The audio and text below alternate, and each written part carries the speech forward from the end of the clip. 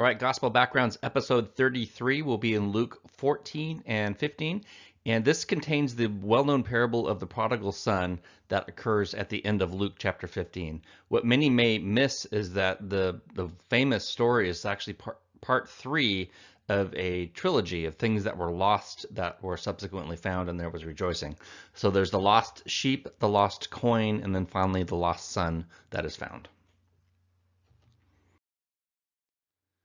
Acts 17:11 reminds us to examine the scriptures to see if the things that we're taught are true and whether they hold water. We're going to look at a number of parables in this lesson, and this is a good opportunity just to check, and a lot of them are things that we've heard before and things that we just kind of take for granted, but this is a good opportunity to test those assumptions and what commentators give as explanation for these parables and just make sure that they're true. Our topics for this lesson, we're going to look at a healing at the Shabbat table, and very similar to other Sabbath healings that we'll get into. Do not claim honor in the presence of the king. So Jesus is going to tell a story about do not strive to be first in line or the head of the table. Wait until you're invited, and that's actually referencing a passage in Proverbs that the audience would have known very well. Then we have here in Luke 14 where he says you must hate your family. So is that really the mark of discipleship, is you have to hate your mother and father? We'll look at that. And then just a number of parables, a dinner invitation, unfinished tower, a king going to war in Luke 14, and then the lost sheep, the lost coin, and then the lost son, which is the prodigal son in Luke chapter 15. It's interesting that he will tell also a group of 3 parables in Luke 16 and 17. So the unjust steward, the rich man and Lazarus, and then the unworthy servant. So we're in this stretch of the threefold stories for Jesus to make his point.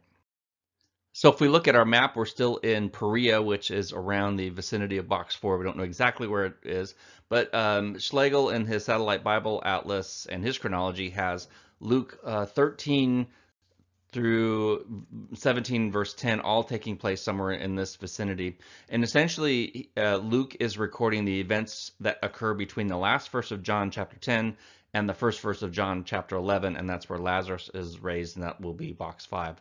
So remember that John chapter 12, starting with verse 12, is the triumphal entry. So in the Gospel of John, from chapter 12 all the way through chapter 20 is all about Jesus' final week. And then chapters 13 through 18 are all about one night. That's the Last Supper and subsequent events there with his arrest. So we're really building up to this climax of the most significant event in all of history, but at the same time we've still got a lot of gospel to cover here. Okay, Luke 14 verse 1. One Sabbath, when he went to dine at the house of a ruler of the Pharisees, they were watching him carefully. And behold, there was a man before him who had dropsy. And Jesus responded to the lawyers and the Pharisees, saying, Is it lawful to heal on the Sabbath or not? But they remained silent. Then Jesus took the man and healed him and sent him away. And he said to them, Which of you, having a son or an ox that has fallen into a well on the Sabbath day, will not immediately pull him out? And they could not reply to these things. So we've mentioned before that Pharisees would only, as part of their belief, they would only dine with other Pharisees. So these repeated episodes at least suggest some affinity between Jesus and the Pharisees. The Pharisees considered Jesus, somehow a type of another Pharisee, or they wouldn't have been dining with him. So let's keep that in mind. And then, as we've talked about before, not all Pharisees are Jesus' enemies. Certainly, some were, and there were some who sought his demise and were always in opposition. But there were others that obviously came to believe that he was the Messiah and became his supporters. And we saw an example of this in Luke chapter 13. And then there might be a third group who were on the fence. They were undecided, or maybe they didn't care. It just was not a big deal to them. So, and it's curious that, this is a picture of us today. There's basically, there's undecided. There's people that don't care today, and there's people that oppose Jesus publicly and actively, and then, hopefully the rest of us are in the camp where we're believing in Jesus as our Savior. Note that even those who were for him that doesn't necessarily prevent them from having differences with him. So, we could ask, do Christians today have philosophical differences with each other? Well, of course we do. So just because they're questioning and trying to noodle through these Sabbath issues, it doesn't necessarily mean that that they're opposed to him. And I'm not trying to apologize for all Pharisees, but I'm just trying to get us to look at things maybe a bit differently than things that we've been taught before. So whichever group this particular Pharisee was in, we don't know. In any case, he wanted to get to know Jesus better, so he sent out an invitation to join him for a Sabbath dinner. So watching him carefully, that phrase, it sounds sinister, but again, that could just be a product of our upbringing, and we're reading in that Pharisees are always bad, and so that makes us suspicious of every time we see a Pharisee in the gospel. But really, they could have just been studying him and wanting to know more.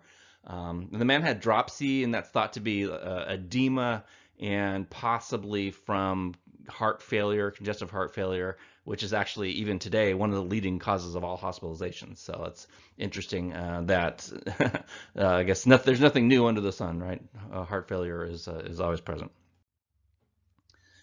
So this is a picture of the challah bread that they would have for Sabbath meals. There are actually 3 distinct Sabbath meals in that day as well as today. We don't know exactly which one this was.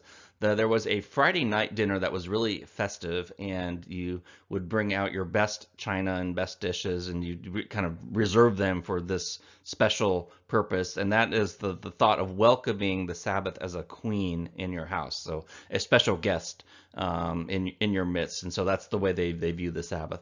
The second meal was more of a lunch after the synagogue service on Saturday morning, and then there was a third meal shortly before sunset called a Havdalah, and there's actually a service that goes along with that too, and that just means separation. So we're saying farewell to our guest, giving it a royal send-off, and then transitioning into the next 6 days, which would be more typical normal days. So anyway, all 3 meals would be an occasion to have a discussion like this or talk Torah and see what it means. If it was a family, then it would be a teaching opportunity. But if it was among peers, there might be some spirited debate, as we're seeing that happens here. This is a picture of a well in Medeba, which is in this region on the other side of the Jordan, the Transjordan. Dr. Bolin believes that Jesus is not describing a situation where an animal falls all the way to the bottom, in which case the animal would die if it was a deep well, and it would also contaminate the well. Instead, to him, it seems that we're describing an animal who gets stuck. Maybe the hind legs slip into the well and can't pull itself back up. So the question about the ox and the son is a typical Jesus type question, right? If the group answered no, then they would have to explain how and why God is clearly working through Jesus on all of these Sabbath healings, as if to give his stamp of approval, right? So if they say it's not lawful, then why is God doing this?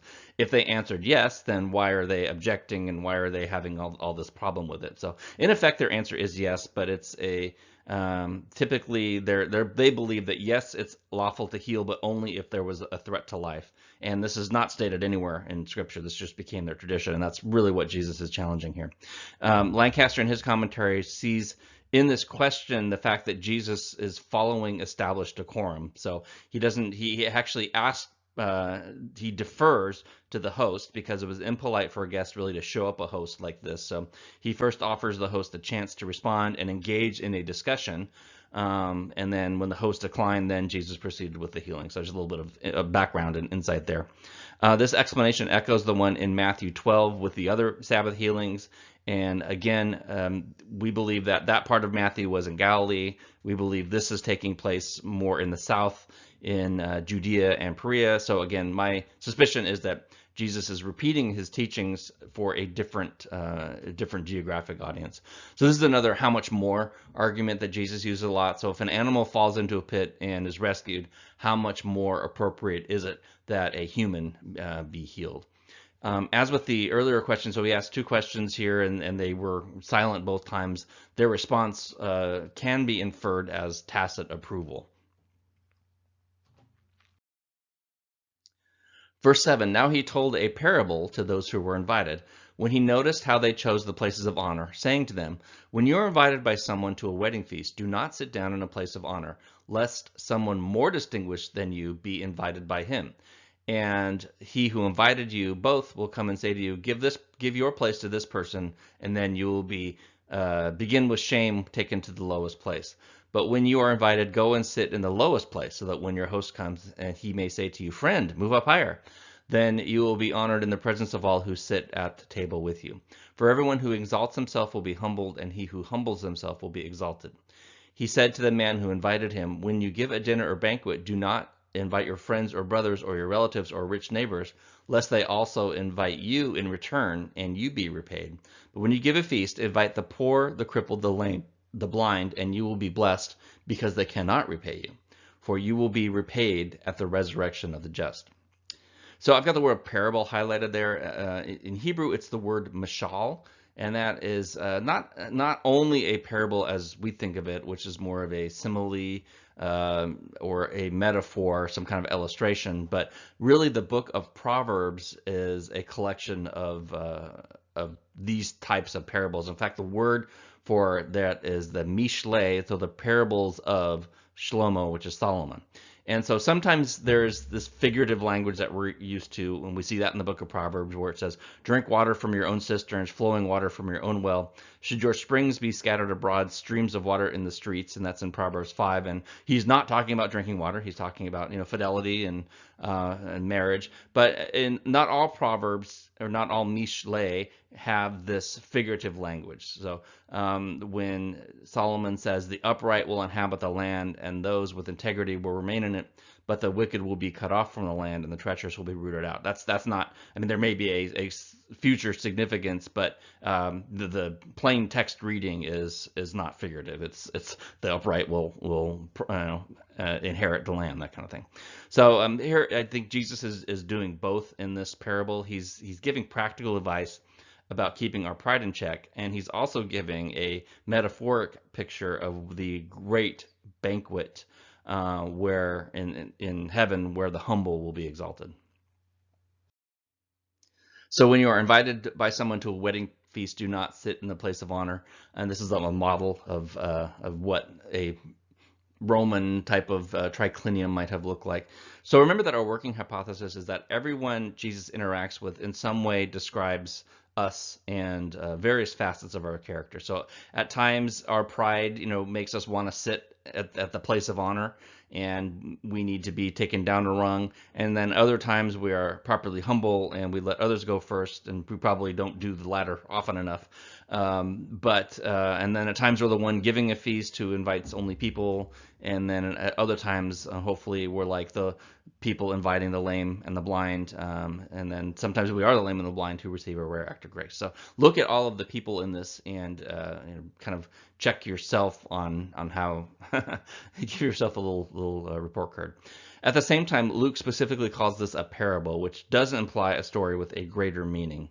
So this is good advice and good table manners. When we see the word resurrection in verse 14, it appears Jesus had in view the messianic banquet and the marriage supper of the Lamb.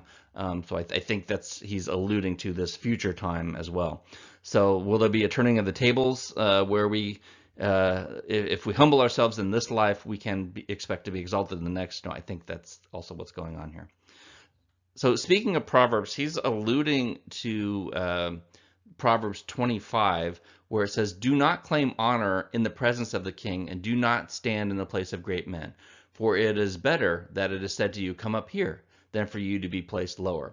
And so there's also this meaning where they would have recognized that Jesus is alluding to this proverb, and there's the notion that Jesus is the king, so they are in the presence of the king.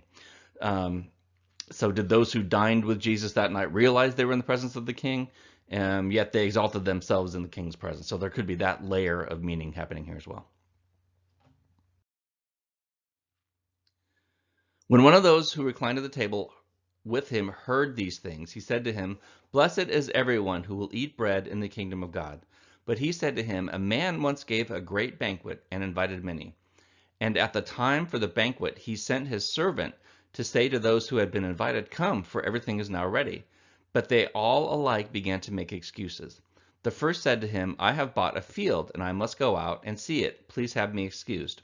And another said, I have bought 5 yoke of oxen, and I go to examine them. Please have me excused. And another said, I have married a wife, and therefore I cannot come. So the servant came and reported these things to his master. Then the master of the house became angry, and said to his servant, Go out quickly to the streets and lanes of the city, and bring in the poor, and the crippled, and the blind, and the lame. And the servant said, Sir, what you have commanded has been done, and there is still room. The master said to the servant, Go to the highways and hedges, and compel people to come in, that my house may be filled. For I tell you, none of the men who were invited shall taste my banquet. So this is one of a series of man hosts a banquet parables. And in this one, the invitations go out, but all the people on, shall we say, the A list, they come up with some excuse not to attend. The servants then go out and find the less desirable who do accept. Now, it's been taught that the people who refused are the Jews. And because they refused, then the less desirable people, the Gentiles, are welcomed in. There may be an element of that, but I think we might need to refine that just a little bit. As a group, it is fair to say that the nation rejected Jesus, but of course, as we've talked about, individually, many people accepted. So I think it's better to say the first group represents people of that generation who heard the gospel but did not respond. So given that generation, can we say the same is true today, right? There's people who have been raised in the church, maybe they've done Awana and upward sports and had their kids in Awana and upward sports, but then the time comes to make the child's own decision, and then they're too busy with distractions, and then they just kind of set their faith aside, even though they've been given this great tradition and great foundation. So that could be a picture of anyone who hears the message and rejects it. So whether Jew or Gentile, that may necessarily not be in view here. They had the chance to accept the invitation, but then passed, right? So then the invitation goes out to a prostitute or thief who hears the message, accepts it, and repents, and then rejoices. Keener adds in his commentary an interesting facet. He says, for a banquet such as this, RSVPs would have been very common in that day, and as they are today. So in other words, the people making excuses, they probably already confirmed that they would attend, and then later rejected. So I think this adds a whole other dynamic in light of the parables talking about counting the cost that we're about to get to in the rest of Luke 14. So all three examples are, as we would say, growing up in the 80s, we would say that's pretty lame. The man with 5 yoke of oxen would have been very wealthy. He would have been able to afford a hired hand to do the work.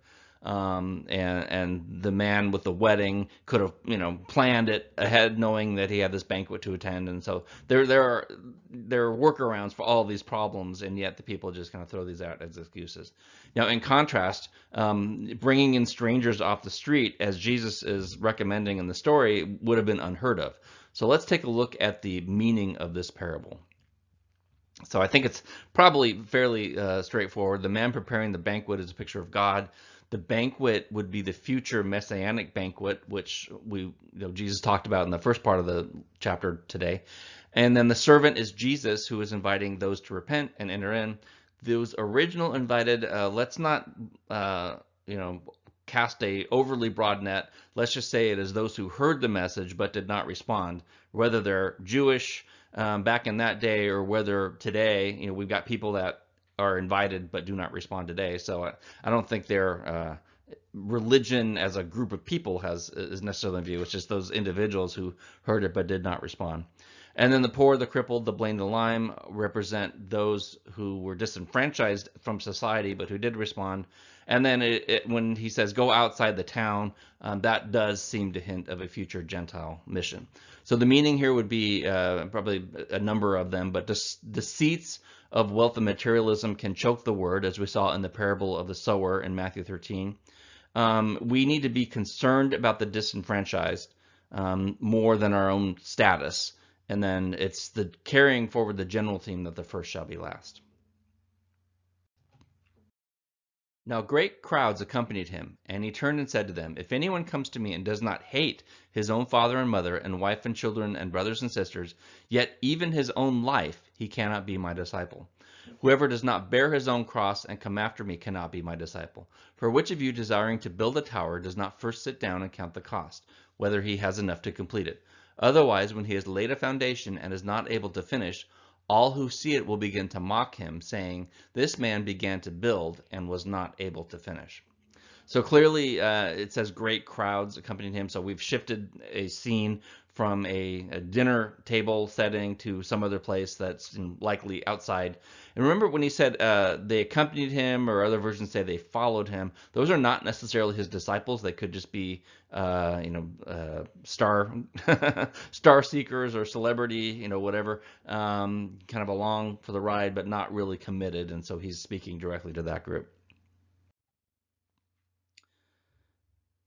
So obviously we're after the cross, and so we can see clearly that Jesus spoke these words in anticipation of his own death, just outside the walls of Jerusalem. And here's a picture looking from the east, looking west towards the old city. We've discussed this previously, but it's been a few lessons. So in the Hebrew mindset, love and hate are not necessarily polar opposites, but really degrees of preference. So we read in scripture that Jacob loved Rachel but hated Leah. And that just means Jacob loved Rachel more than Leah.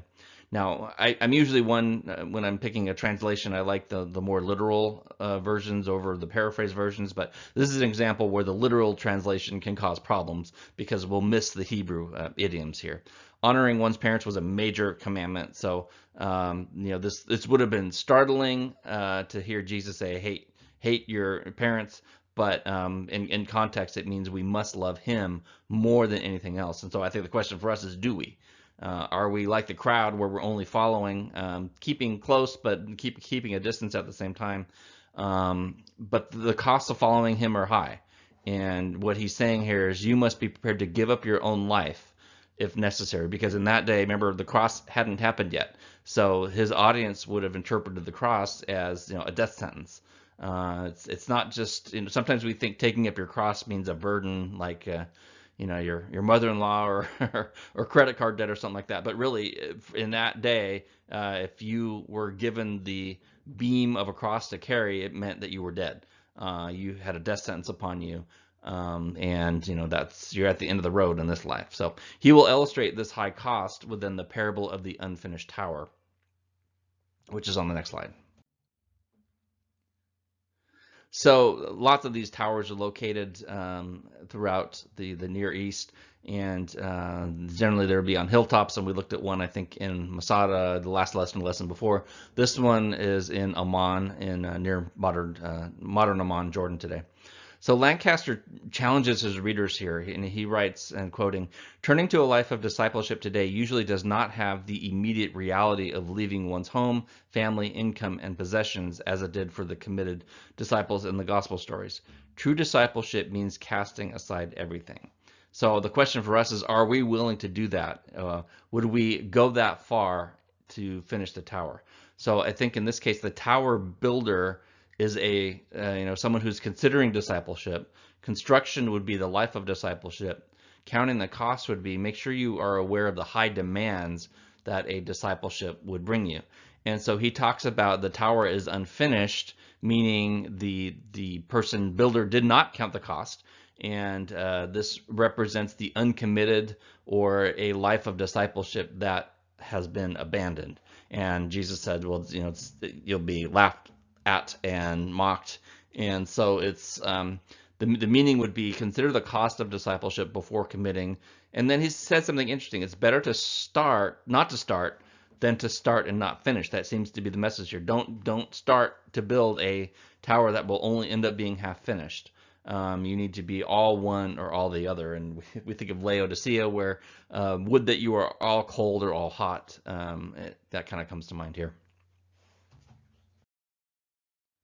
Or what king, going out to encounter another king in war, will not sit down first and deliberate whether he is able with 10,000 to meet him who comes against him with 20,000?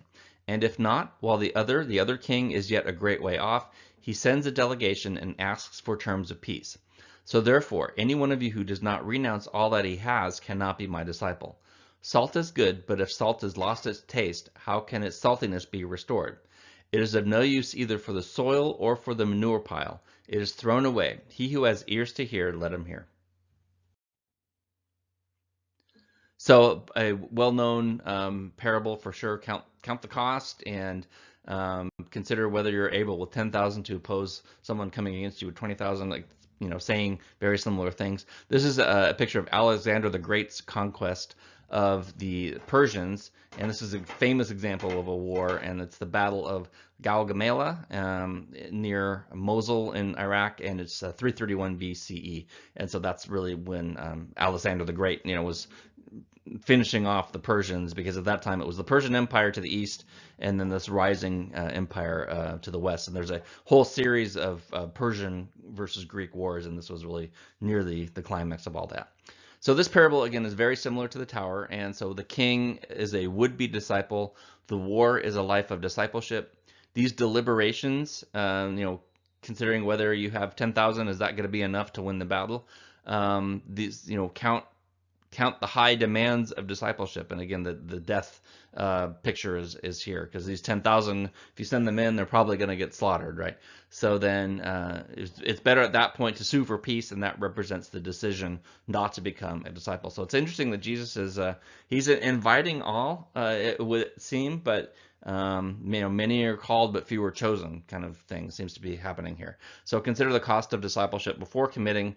Better to not start than to start and not finish, which is interesting. You can do more damage by being an uncommitted disciple, and than you could if you would never were a disciple. And maybe we have examples of that. People who started well but fell off, and the damage that they did to maybe people who they were mentoring or whatnot, could be far worse than it would have been better if they just never started. So Jesus says again about salt. Salt is good, but if salt loses its flavor, then it's worthless. This is a picture along the Dead Sea, which is a highly mineralized body of water, and you can actually float in it because the salt content is so high. And then on the shoreline, the water evaporates and it leaves behind these crystals. So to be completely fair, the question is about how far we're willing to go. That's worth contemplating, because in the first century, the context is literal full-time discipleship. So you gave up your fishing gig and your income to follow this itinerant rabbi for 3.5 years. Now that calling, strictly speaking, is not available to us today. So we have to keep that in mind with this. But at the same time, we shouldn't use that historical difference to explain away Jesus' high calling.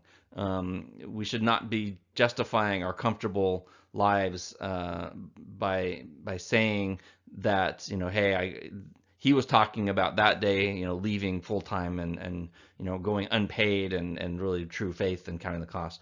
So Jesus compared true discipleship to salt, and weak, half-committed disciples is the salt that really loses its salinity and is good for nothing. And then interestingly, he says it's not even good for a manure pile. He then punctuates this by saying, he who has ears, let him hear. Since you and I have ears, I think that message definitely applies to us and is written for us.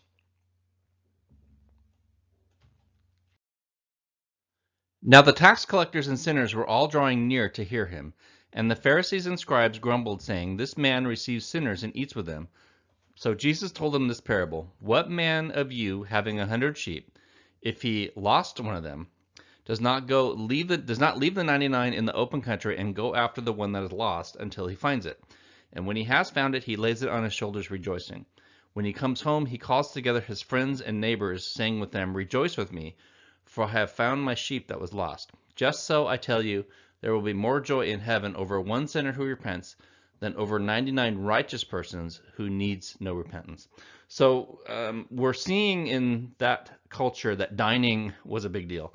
Again, remember the custom that Pharisees did not eat with people that they considered sinful, because that's just the way they interpreted the law, and that was their custom. So before we point fingers, I'm guessing most of us do not eat with sinners either, right? So let's keep that in mind. We don't seek out the lowest of society and invite them over every night of the week. So Jesus did. So let's just keep that in context. Jesus was not like this. So in Luke 5, Jesus compares himself to a physician whose job it is to treat the sick. And then here he's actually building on that by telling, again, the first of 3 parables, which share the same general theme. and that is the Son of Man came to seek and save the lost. And then specifically at one point he says, I came for the lost sheep of the house of Israel. I've got the Matthew 18 version just for comparison. It's the same story, but just pick up that there is a slightly different emphasis. In Matthew 18, Matthew stresses that not even the least of Israel should be lost.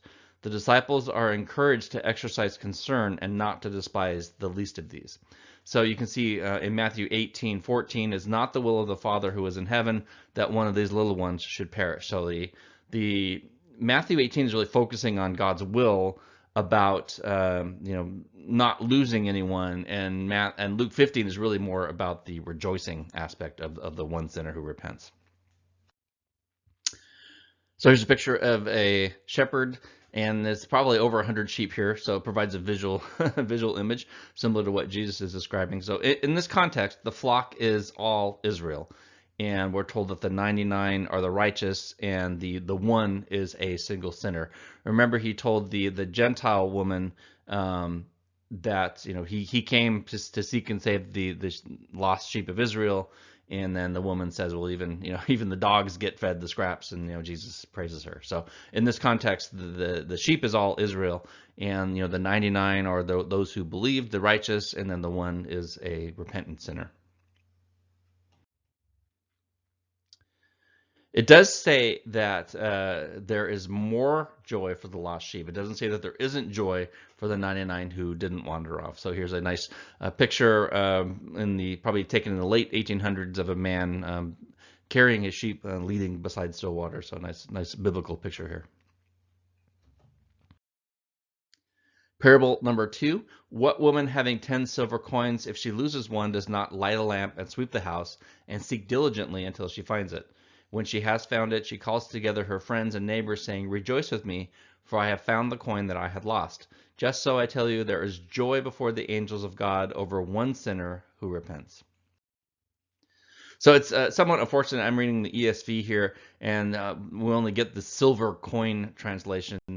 So we don't have a sense of the value here. In our day, we've got silver coins that are worth anywhere from 5 cents to maybe thousands or millions of dollars, depending on how rare they are. So the coin here is actually specified as a drachma, which was roughly equivalent to a denarius, which was basically a day's wage. So these 10 coins might have been her dowry. So not an insignificant sum here. But bottom line is, don't confuse these with the widow's mite, which is a different story. The 9 coins that she had were worth a lot of money and were very, very valuable, but she rejoiced at finding that 10th coin.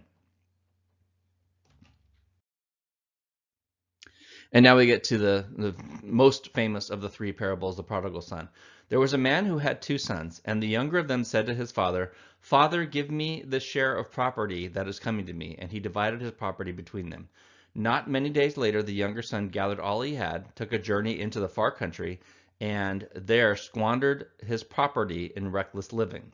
And when he had spent everything, a severe famine arose in that country, and he began to be in need. So he went and hired himself out to one of the citizens of that country, who sent him into the fields to feed the pigs. And when he was longing to be fed with the pods that the pigs ate, no one gave him anything. But when he came to himself, he said, how many of my father's hired servants have more than enough bread, but I perish here with hunger? I will arise and go to my father and say to him, Father, I have sinned against heaven and before you. I am no longer worthy to be called your son. Treat me as one of your hired servants. So obviously, most of us know enough about how observant Jews feel about pork to know that that this man squandered everything, and now working to feed swine would have just been highly offensive, and really symbolic that he had hit rock bottom in his life. Just kind of one bad decision after another. Of course, this prodigal son is a very famous story. It follows the same general pattern as the first 2 parables, although we're given a lot more detail in this. We see that the younger son, incredibly selfish, by asking for his inheritance early, he's essentially telling his father that, I wish you were dead. I mean, that's how offensive that was, and would be today if our kids did that, if we had an inheritance to pass on. Curiously, the father then gives him what he wanted. So the question, and we can ask is, did the father know that this was, not the best choice for the son to make? And yet, what is interesting is if you've read Romans 1, it there's a very scary statement in Romans 1, and it says God, if you can be so numb, a person can be so numb to sin that God will give you over to that sin.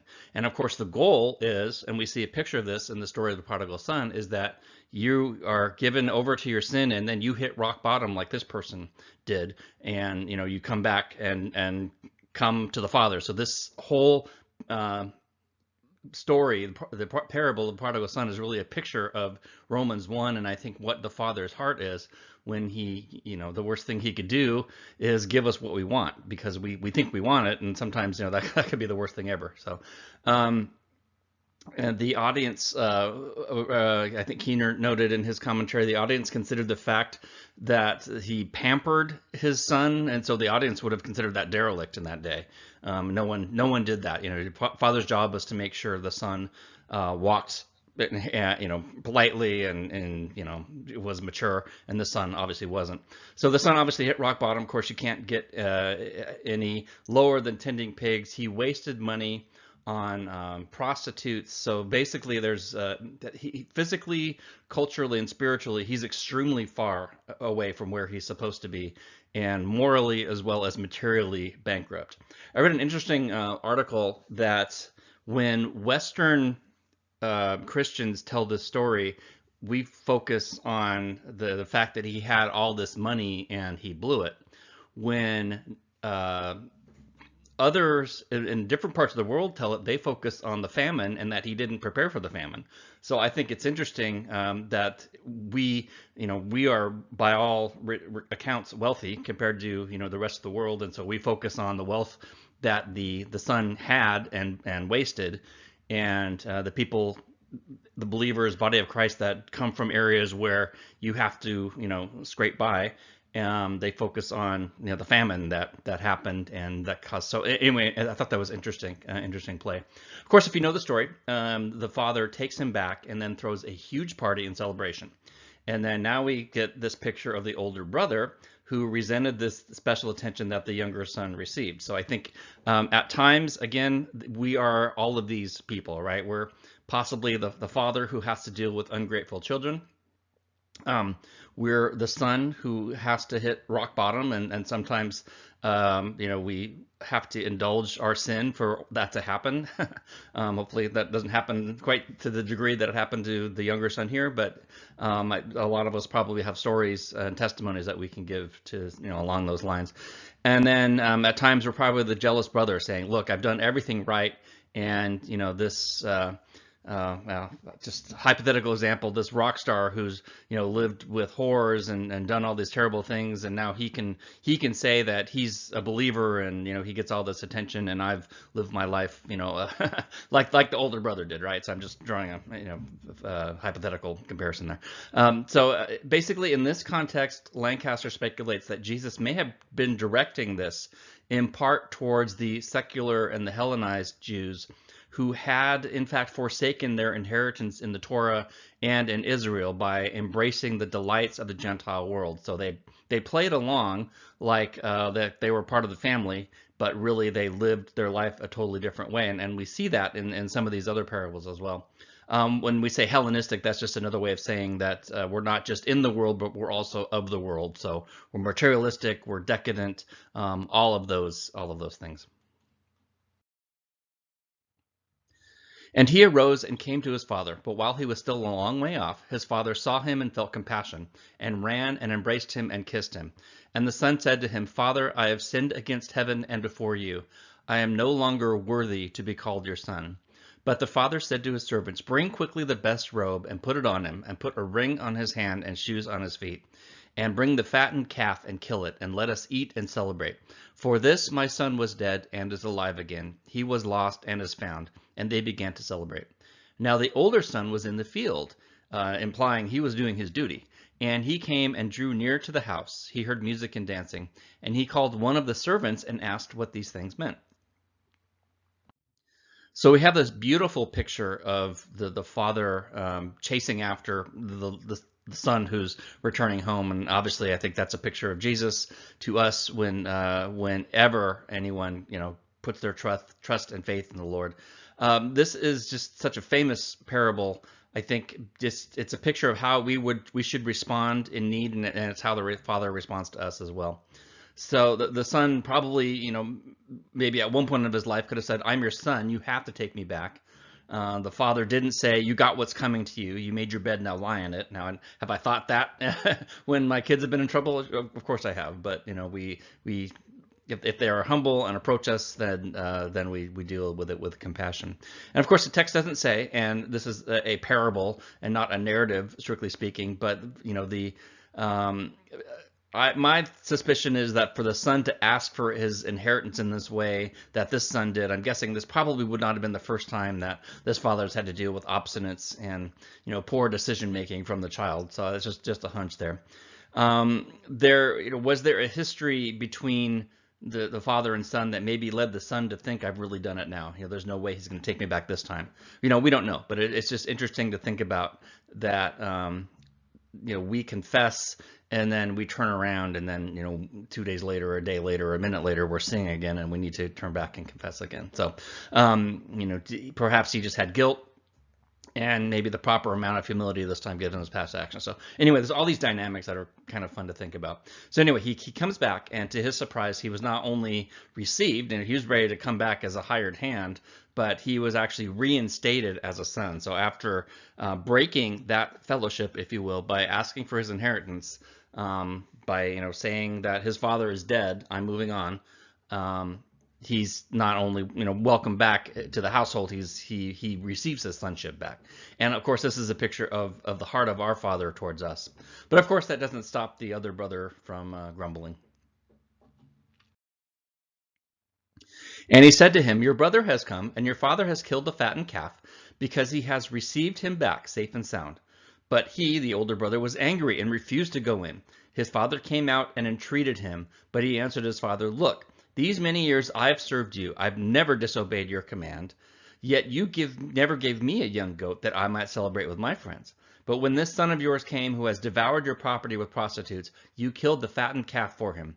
And he said to him, "Son, you are always with me, and all that is mine is yours." And there's more to that statement than may meet the eye as well, which we'll get into in a second. "It was fitting to celebrate and be glad, for this your brother was dead and is alive. He was lost and is found." So Keener notes, interestingly, that in verse 21, when the son comes back, the younger son showed proper courtesy by saying, "Father, I have sinned." Now here in verse 29, the older brother uses no such courtesy. So perhaps there is a parallel insult to the father's dignity, just as bad as, maybe not to the same degree, but along the same lines as the younger son asking for his inheritance. Interesting. He just said, he answered his father and he said, "Look, these many years I've served you." He doesn't say, "Father." So there may be something there anyway. I thought that was an interesting comment. So this story is just so rich with symbolism and lessons. I think we could probably go on for a while picking them all out, but just a few things that I have here. So back to the beginning of the chapter, the loyal son represents the observant and the righteous, and we might say self-righteous, of Israel. That this son was grumbling represents those scholars to whom Jesus addressed these three parables in the first place. His point is, instead of having a bitter attitude, they should be similarly rejoicing. And this is akin to being bitter that someone who is sick needs a doctor when we do not. So it's kind of a silly, pointless to be grumbling about this. Another point is we see hints that the older son was just as selfish as the younger son. So maybe maybe the older son could have thought, "Hey, Dad, that feast you're throwing is coming out of my inheritance," because the younger son had already received his. We could tell that the father had hired servants, and so he was loaded, and he obviously had enough to live through the famine and all that. And now the elder son stands to receive 100% of everything left over. There's nothing to be divided anymore. So I don't want to read too much into this, but the older son was already assured his portion of the inheritance, and he had nothing to lose by his brother's return. And the same way, our inheritance is already ours if we're in Jesus. And that's true whether we are someone who converted at 5 years old and we made an acceptance and then lived a Christian life since then, or if we stumbled and came to faith later. Everyone has their inheritance already secured if we are in Jesus. And then another comment is that it's interesting that older brothers, other than Jesus, of course, tend to get the back of the hand in Scripture, and we see that here. The Bible starts with Cain and Abel, way back in Genesis. Cain's the older brother who was jealous of the younger brother. Esau and Jacob had their problems. Ishmael and Isaac had problems that we're still dealing with today, with the descendants of Ishmael and then the descendants of Isaac. We had the 12 tribes. It should have been Reuben that inherited, but because of sin and a few other things, Reuben, Simeon, and Levi all forfeited, and then the first rights of the firstborn fell to Judah, who was actually fourth in succession, and then of course Joseph was the 11th and the most favored. So see that there, and of course David's brothers mocking David as the younger son, not knowing anything. So all this kind of reminds me of, if you've read Screwtape Letters, it's letter number 3, I think, where Screwtape is a satire by C.S. Lewis, and it's written from the position of a demon who's got this understudy that he's trying to train to trip people up and have them not be Christians. And so he kind of, what would the devil do? And he kind of interesting aspects of human nature that come out in that book. But so he says, quote, "Finally, tell me something about the old lady's religious position," meaning the new convert's mother. "Is she at all jealous of the new factor in her son's life? At all piqued that he should have learned from others and so late what she considers she gave him such a good opportunity of learning in childhood? Does she feel he is making a great deal of fuss about it, or that he is getting on very easy terms?" And then he says, "Remember the elder brother in the enemy's story. Your affectionate uncle Screwtape." And of course, we don't know. This prodigal son comes to mind, but any of those older brothers that I listed earlier could have been in view by C.S. Lewis. So interesting take on the elder brother being jealous of gifts given to the younger brothers. So we can put these 3 parables side by side. I think the meaning is fairly obvious. So we have the lost sheep, the lost coin, the lost son. We have the shepherd, the woman, and the father, all being representative of God the Father. Flock, coins, and sons are the nation of Israel. The lost sheep, lost coin, and the lost son are sinners who wander away. We have the 99 sheep, 9 coins, and then the elder son represent the righteous and religious, those who are walking straight and narrow and by all accounts doing the right thing. We have the return of the sheep, which led to rejoicing, finding the coin, which led to rejoicing, and then the son's return, which led to rejoicing, which represents a sinner repenting and then rejoicing in heaven. And then one commentator noted that the relative value increases. So we had 1 out of 100 for the lost sheep. We had 1 out of 10 come back and the lost coin, and then 1 brother out of 2 was lost and then was found again. So all this points to that Jesus came to seek and save the sinners and save that what was lost. So our application here, I think, is just rejoicing for the lost, and reflecting maybe on our own salvation, and that we're not if we're at all a picture of the older brother or the religious righteous, that we're not perfect either, right? We need to rejoice for our salvation, and we rejoice for the lost. And then the parable in the previous chapter about counting the cost. Are you committed to being a disciple, or are we just sort of playing along, and when the going gets tough, we're going to leave a half-finished castle? We don't want to be that way. So just things to think about this time. Next lesson, we will stay in Luke for the story of the rich man and Lazarus. So we will see you then.